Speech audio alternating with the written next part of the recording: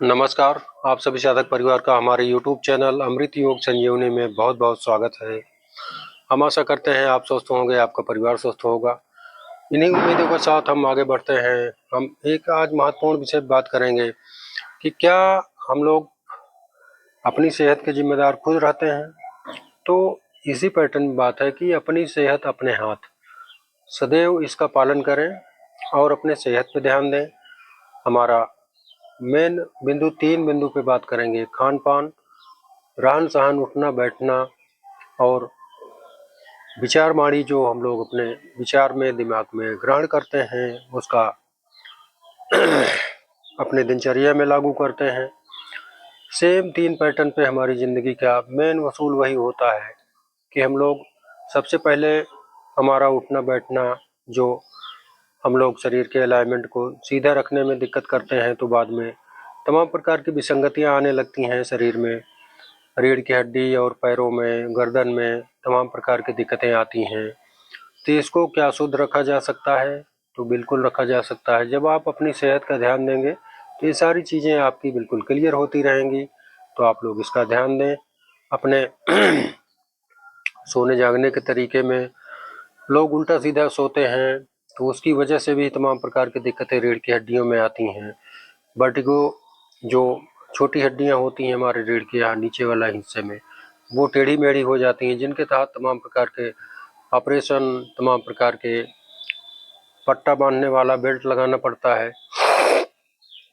तो आप लोग जब थोड़ा थोड़ा ध्यान देंगे हर चीज़ पे, अपनी सेहत पे, तो आप बहुत ही स्वस्थ रहेंगे। तो उसी पैटर्न पे खान पान का देख लीजिए। खान पान में हम गलत चीज़ों का, गलत आहार का प्रयोग करते हैं, जो कि तमाम प्रकार से नुकसानदेह होता है। बाहरी चीज़ों का प्रयोग करते हैं, डिब्बाबंद चीज़ें, जो आजकल पेस्टिसाइड चीज़ें आ रही हैं, उनका सेवन किया जा रहा है।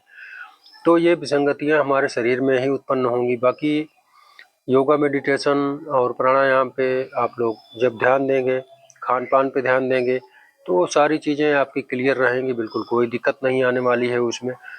तो इन सब चीज़ों का बहुत ध्यान दें और खान पान पे विशेष ध्यान दीजिए।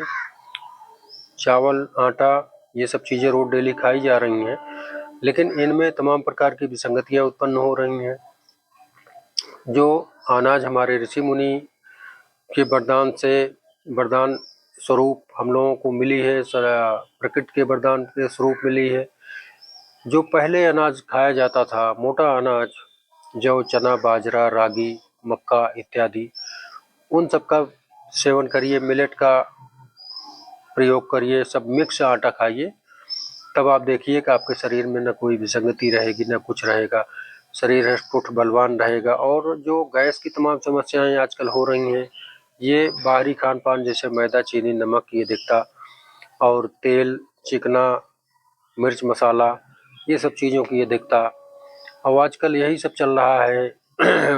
त्योहारों में देख लीजिए, जो पकवान बनाए जाते हैं उसमें भी तमाम प्रकार से इनकी ये दिखता रहती है। और आजकल शादी विवाह में हर जगह केमिकल युक्त खाना बनाए जाते हैं। सब पहले वाला जैसा कोई वो नहीं रह गया है। आपकी गांव के सब लोग मिलके बना लेते थे भोजन अच्छी तरह से, तो उस तरह का कोई माहौल अब नहीं है। सब लोग अपना ऑर्डर दे देते हैं और हलवाई लोग अपना मनमानी सब मसाला, तेल सब लिखवा देते हैं, वही सब डाल के केमिकल युक्त भोजन बनता है, जो कि हमारे उसके बाद ऊपर से खड़े होके खान पान, ये बहुत बड़ा कारण है, बीमारियों का घर है।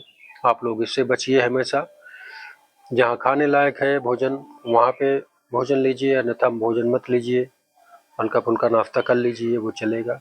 भोजन तो रोज डेली अपने घर पे कर ही रहे हैं हम लोग। तो जब इन छोटी छोटी बातों पे ध्यान दिया जाएगा, अपने आचार विचार वाणी पे ध्यान दिया जाएगा, तो सारा सिस्टम हमारा मजबूत और बलवान रहेगा शरीर का। कहीं पे कोई दिक्कतें नहीं आएंगी।